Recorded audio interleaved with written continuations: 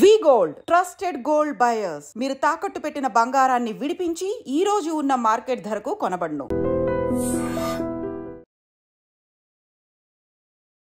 Hi, hello, నమస్తే, welcome back to iDream media. ఈరోజు మనతో ఉన్నారు ఇమిగ్రేషన్ లాయర్ అలాగే హైకోర్టు అడ్వకేట్ అయిన పృథ్వీ గారు. సో ఇక యుఎస్లో ముఖ్యంగా ఓపీటీ కంటే ముందే జాబ్స్లోకి అటెండ్ అవ్వడం, అక్కడ ఈ రిటర్న్స్ చూపించకుండా ప్రొసీజర్ వెళ్ళడం అనేది ఎంతవరకు కరెక్ట్, ఇలా చేస్తున్న స్టూడెంట్స్ ఎవరైతే ఉంటారో వాళ్ళు నెక్స్ట్ ప్రొసీడింగ్స్ ఏమేమి చేయాలి అనేది ఈరోజు ఎపిసోడ్లో క్లియర్గా తెలుసుకుందాం.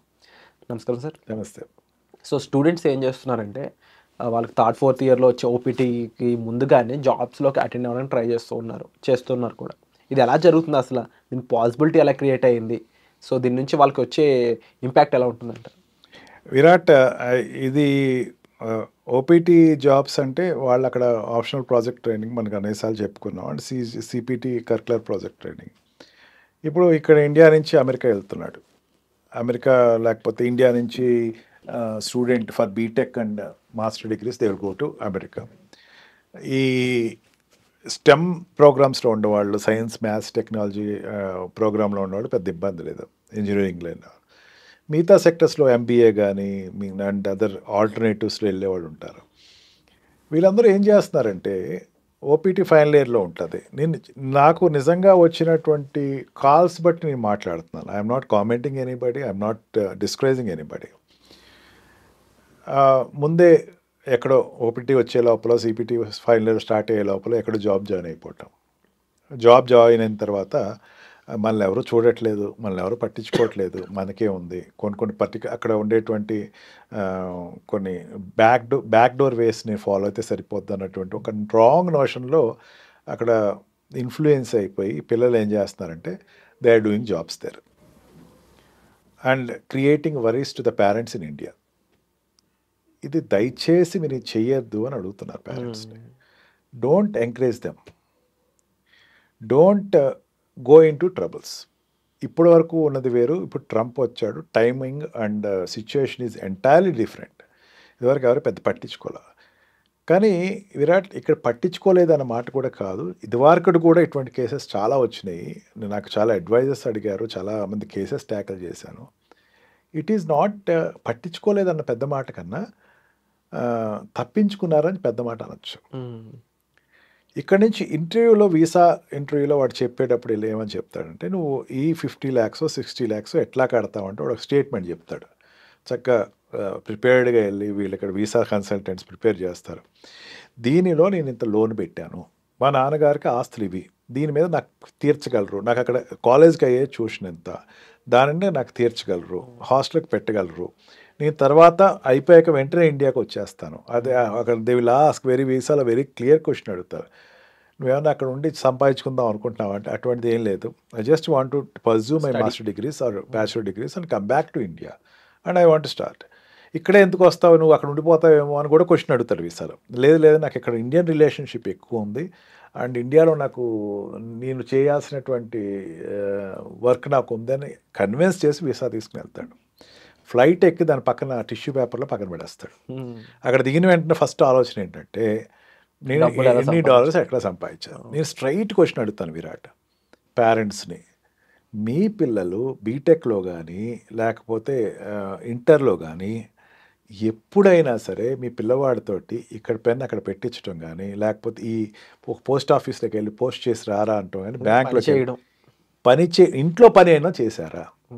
90% ఎవరు చేసి ఉంటారు. నేను ఐఎమ్ నాట్ క్రిటిసైజ్ చేయట్లా, that is our life. Part time అనేటటువంటి కాన్సెప్టే లేదు. అటు సెలవులు వచ్చినాయి, అమ్మమ్మ ఇంటికో తాతయ్య ఇంటికో లేకపోతే అవుటింగ్కో లేకపోతే చిల్ అవటం కోసమని ఎక్కడో ఎక్స్ట్రీమ్ నార్త్ కానీ ఎక్కడికి వెళ్తారు. అది తప్పేం కాదు, వెళ్ళమనే అడుగుతాను నేను. అక్కడ దిగటం లోపలే వీడు ఫ్లైట్లో నిర్ణయించుకునేది ఏంటంటే నేను ఓపీటీ జాయిన్ అయిపోవాలి, లేకపోతే పార్ట్ టైం జాయిన్ అయిపోవాలి, ఈ డబ్బంతా సంపాదించేసారు, కట్ల సంపాదించేసుకుని ఇండియా దిగాలి.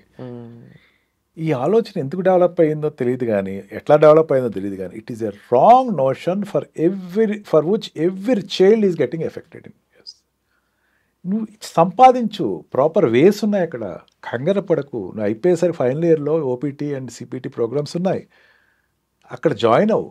ఈ లోపల లేదు నేను బయటికి వెళ్ళి ఎక్కడో బేకరీలో పని చేయాలి, ఎక్కడో ఇట్లా ట్యూషన్ చెప్పేసేయాలి, ఇటువంటిది కాదు. వీడికి మెయిన్ ఈ ప్రాబ్లం ఎక్కడ వస్తుందంటే I have done a little small research in it Virat. వీడి ముందు అక్కడికి వెళ్ళి దిగిన వెంటనే వీడి స్పేస్ కావాలి. Space in the sense he don't join in the hostel. First double బెడ్లో ఉండేటువంటి హాస్టల్లో వీడు జాయిన్ అవ్వడు. హాస్టల్లో జాయిన్ అవ్వరు వీళ్ళెవరు. బయటికి ఎక్కడికో దూరంగా వెళ్ళి అక్కడ రూమ్స్ తీసుకుని ఫ్రెండ్స్ తోటి ఉంటాడు. చదువు డిస్టర్బ్ అవుతుంది, తప్పేమీ లేదు, ఫ్రెండ్స్ తోటి ఉండద్దు అన్నాడు. కానీ the university is expecting you to join in the hostel first. నీ హాస్టల్లో జాయిన్ అవుతావని చెప్పి నిన్ను ఎక్స్పెక్ట్ చేసిన అక్కడ సీట్ ఇప్పించింది నీకు. అంటే ఫస్ట్ నువ్వు ఎవరి దృష్టిలో పడుతున్నావు? అక్కడ ఉండేటువంటి లెక్చరర్స్ దృష్టిలోను, ప్రొఫెసర్స్ దృష్టిలో నువ్వు పడుతున్నావు. వీడు హీఈస్ లివింగ్ లావిష్లీ అనుకుంటాడు వాడు. మిగతా కంట్రీస్ నుంచి వచ్చేవాడు ఎవరికాడు అక్కడే హాస్టల్లోనే ఉంటాడు. ఫుడ్ బాగోదా, బెడ్ బాగోదా అని కాదు, అన్ని ఫెసిలిటీస్ బాగుంటాయి. You have to adjust. Food బాగోలేదు లేదా నీకు అనుకున్నగా లేదు, నువ్వు అడ్జస్ట్ అవటానికి అక్కడికి వెళ్ళావు. ఇండియాలో అయితే ఇండియాలోనే ఉండేవాడు కదా, నువ్వు అక్కడికి వెళ్ళావు, అక్కడ జాబ్ కావాలి, అక్కడ కెరియర్ కావాలి, కానీ ఇండియాలో ఉండేదాన్ని వదలకూడదు. ఇది ఒక రాంగ్ నోషన్. అక్కడి నుంచి ముందు బయటికి వెళ్ళిపోతాడు. బయటికి వెళ్ళి ఒక కార్ కొంటాడు, లేకపోతే ఒక బైక్ కొంటాడు. బైక్ అనేది ఇంపాసిబుల్ అక్కడ, ఎందుకంటే costliest thing is bike. Car కొంటాడు, దానికి ఇన్సూరెన్స్లు కట్టాలి, లేకపోతే దాని డ్రైవింగ్ లైసెన్స్ కట్టాలి, ఏమీ వాడికి అనవసరం. ఇండియాలాగో కార్ అనేది ఇన్సూరెన్స్ కూడా కట్టాడు. అండ్ ఎక్కడో దొరుకుతాడు. దొరికిన తర్వాత అక్కడ ఏదో ఫైన్ వేస్తారు, కట్టేస్తాడు. లేదా రాంగ్ పార్కింగ్, అంటే ది బేసిక్ ఎమ్యూనిటీస్ ఏదైతే ఉన్నాయో and what we call hostel కానీ లేకపోతే ఈ కార్ కానీ ఇవన్నీ మెయింటైన్ చేయాలంటే నేను సంపాదించాలి. కాబట్టి అక్కడికి వెళ్ళి పేరెంట్స్ చెప్తాడు వాడు. పేరెంట్స్ పాప మంచివాళ్ళు కదా వాళ్ళు, నాకు ఇక్కడ అవ్వట్లేదు డాడీ, ఇక్కడ మనం సిటీలోనే ఉంటే అవుద్ది, లేకపోతే కొంచెం యూనివర్సిటీ దూరంగా ఉంది, నేను ఆ సిటీ నుంచి వస్తాను, నేను అక్కడ కార్లో తీసుకుని వెళ్తా అంటే వీళ్ళ ఫాదర్ నిజమేనేమో చదువుకుంటున్నాడు పిల్లోడు అనుకుంటాడు. కానీ వీడు అక్కడికి వెళ్ళి రూల్స్ బ్రేక్ చేస్తున్నాడు అని తెలిస్తే parents will not accept it. ఈ విషయం అక్కడ గవర్నమెంట్ అఫీషియల్స్ తెలిస్తే ఏం జరుగుతుంది? దట్ వాట్ ఇప్పుడు ప్రాబ్లం అంతా అక్కడే వచ్చింది విరాట్. వెంటనే వాడికి ఐఎమ్ గివింగ్ ఓపెన్ స్టేట్మెంట్, అక్కడ నుంచి వచ్చేటువంటి స్టూడెంట్స్ F1 వీసా నుంచి వచ్చేసేటువంటి పిల్లలు మ్యాక్సిమము ఇదే రీజన్ తోటి వచ్చేస్తారు. Government is catching you. నువ్వు చేసేటువంటి పనులు అబ్జర్వ్ చేస్తామని కాదు, ప్రతి వాడు అబ్జర్వ్ చేస్తున్నాడు. నువ్వు అక్కడ చేయకట్లాగా వెయిట్ ఫర్ ఓపీటీ వస్తుంది. ఓపీటీ రాకపోవటం ఏం కాదు, సిపిటీ వస్తుంది. నేను స్టూడెంట్స్ తోటి పేరెంట్స్ వచ్చి బాధపడతా ఉంటే నేను స్టూడెంట్స్ తోటి వెబ్ కౌన్సిలింగ్లో కూర్చుంటున్నాను ఎనీ టైం. రాత్రి కూడా కూర్చుంటున్నాను నేను విరాట్. కూర్చుని వాళ్ళని అడుగుతా ఉన్నా, నేను అడుగుతున్న క్వశ్చన్స్కి నాకు ఆన్సర్స్ క్లియర్గా అర్థమైపోతుంది.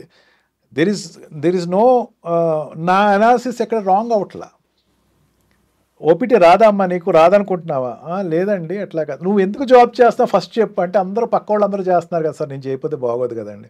Criticise only costly living and ఈ లావిష్ లివింగ్కి అలవాటు పడిపోయి మంచి బట్టలు ఇంకా మంచి కార్ అని అక్కడ సరదాల కోసం వీళ్ళందరూ ఇవన్నీ చేస్తారని చెప్పడంలో ఎటువంటి డౌట్ లేదంటారు?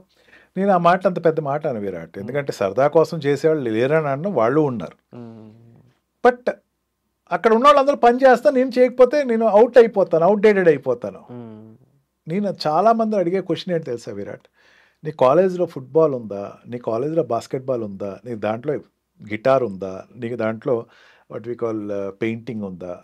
ఉన్నాయండి, వెరీ గుడ్. నెక్స్ట్ క్వశ్చన్ ఏంటంటే నీకు ఏది ఇంట్రెస్ట్ చెప్పు, నువ్వు లైఫ్లో ఏది మిస్ అయ్యావు అనుకుంటున్నావు చెప్పు. నువ్వు ఒకవేళ ఇంజనీరింగ్ వెళ్ళకపోతే ఒక ఆర్ట్ ఒక స్పోర్ట్స్ నేర్చుకుంటే ఏం నేర్చుకుందాం అనుకున్నావు? క్రికెట్ నేర్చుకుందాం, క్రికెట్ పక్కన నెట్టేసి కాకుండా ఏం చేద్దాం? ఒక వాలీబాల్ ఆడదాం, బాస్కెట్బాల్ ఆడదాం, అక్కడ లేదా ఉందండి. నీకు ఆర్ట్స్లో ఏదంటే ఇష్టం?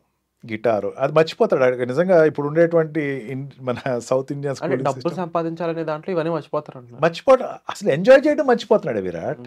నా బాధ అంతా అదే, ఎంజాయ్ చేయడం మర్చిపోతున్నాడు.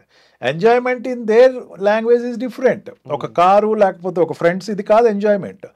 నీ పర్సనాలిటీ నువ్వు ఎంజాయ్ చేయి first. You become a manager for your own self. అక్కడ మిస్ అవుతున్నాడు వీడు. వాడు ఏమైపోతున్నాడు, నీ ఎంజాయ్మెంట్ అంటే నీ కార్లో తిరగటం లేకపోతే బయట తిరగటం ఇది అనుకుంటున్నాడు. కానీ నువ్వు ఆర్ట్ నేర్చుకో, స్పోర్ట్స్ నేర్చుకో. నువ్వు ఇండియాలో నీ పేరెంట్స్ అలౌ చేయలేదనో లేకపోతే నీ స్కూల్ అలౌ చేయలేదనో పక్కన పెట్టేశావు. Now at least go to that sphere. ఒక పెయింటింగ్ నేర్చుకో, ఒక గిటార్ నేర్చుకో, ఫారెన్ లాంగ్వేజ్ నేర్చుకో. ఇవన్నీ ఎక్కడ దొరుకుతాయి? హాస్టల్లో దొరుకుతాయి. నీకు హాస్టల్లో ఉంటే నీకు ఉండేటువంటి క్యాంపస్ దగ్గర ఉంటావు. That student will get OPT. ఆ స్టూడెంట్ ఖచ్చితంగా ఓపీటీ వస్తుంది, వాడికి ఎటువంటి ప్రాబ్లం రాదు. ఆ ట్యాక్స్ అక్కడ ఉండే ట్యాక్స్ సిస్టంలో వాడు అట్రాక్ట్ అవ్వడు. నేను చెప్తున్నాను, ఈ రకంగా వెళ్ళిన స్టూడెంట్స్ అందరూ కూడా దే ఆర్ సక్సీడెడ్. లేదు నేను ఎంజాయ్ చేయడానికి వెళ్దాం అనుకున్న వాళ్ళు they got failed, they are been thrown out. Trump ఈరోజు నెట్టుతున్నాడు, వాళ్ళు నెట్టుతున్నాడు విరాట్. వీడు వెళ్ళి అక్కడ లోకల్ జాబ్స్ చేస్తున్నాడు విరాట్. అక్కడికి వెళ్ళి కాఫీ షాప్లో పనిచేస్తున్నాడు, అక్కడికి వెళ్ళి లేకపోతే ఏదో క్యాంటీన్లో పనిచేస్తున్నాడు. జాబ్స్ ఎవరికి? లోకల్ వాళ్ళకి. ఆ లోకల్ వాళ్ళ జాబ్స్ నువ్వు వెళ్ళి చేస్తే ఊరుకుంటారు అక్కడ. సో ఇట్స్ క్లియర్లీ కంట్రీస్ యొక్క పాలసీని మనము అడాప్ట్ చేసుకోవట్లేదు, మెయిన్ యాక్సెప్ట్ చేయట్లేదు. సో డెఫినెట్లీ ఇలాంటి విషయాలపై కూడా టికెట్స్ రైజ్ చేసి బయట పంపించేస్తున్నారంటే ఆ రూల్స్ మనం బ్రేక్ చేస్తున్నాం కాబట్టి మనల్ని బయటకు పంపిస్తున్నారు అండ్ అది చాలా క్లియర్గా కనిపిస్తూ ఉంది. బట్ ఇలాంటి సిచ్యువేషన్స్లో ఎవరైనా అలాంటివి చేస్తుంటే దయచేసి పేరెంట్స్ తరపు నుంచి మీరు చెప్పండి, ఫ్రెండ్స్ తరపు నుంచి చెప్పండి అండ్ సెల్ఫ్గా మీరు అనాలిసిస్ చేసుకొని ఇలాంటి విషయాలకు దూరంగా ఉండండి. మీకు డౌట్ ఉంది, ఏదన్నా హెల్ప్ కావాలన్నట్లయితే తప్పకుండా మీరు పృథ్వీ గారికి కాల్ చేయొచ్చు, మీకు నెంబర్స్ అనేవి డిస్ప్లే అవుతుంటాయి. And thank you so much sir. ఇలాంటి ఒక విషయాన్ని మా ముందుకు తీసుకొచ్చినందుకు. చాలామంది ఇప్పుడు ఇలాంటి పరిస్థితుల వల్ల రకరకాలుగా వాళ్ళ మెంటాలిటీ మారిపోతూ ఉంది. బట్ ఏ కంట్రీకి వెళ్ళామో ఒక రోమ్లో ఉంటే రోమన్లో ఉండమంటారు. సో అమెరికాలో ఉన్నప్పుడు అమెరికన్ సిటిజన్లా బిహేవ్ చేసే ఆ పాలసీస్ని తెలుసుకొని ఒక స్టూడెంట్ బిహేవియర్ అలవర్చుకోవాలని అందరూ కోరుకుందాం. So thank you so much for that. Thank you very much. నిజంగా ప్రస్తుతం ఉన్నటువంటి సమాజం దేనికి ప్రయారిటీ ఇస్తుంది? ఆర్థిక సంబంధాల చుట్టూ మాత్రమే తిరుగుతోంది. మళ్ళీ ఎన్నికలంగానే చాలా విరక్తి కలుగుతున్నాం. మంచి అనిపిస్తుంది కదా, లేడీస్ కూడా ఛాలెంజింగ్ జాబ్స్ చేసినప్పుడు చాలా బాగుంటది. ట్రాఫిక్ అసిస్టెంట్స్ గా నియమించిన ట్రాన్స్జెండర్స్ అందరితో సాల్యూట్ చేయించుకుంటున్నారు. ఫుడ్ డెలివరీ ఇవ్వటానికి వెళ్ళినటువంటి డెలివరీ బాయ్ అనిల్ పై కళ్ళ ముందు పెళ్ళండి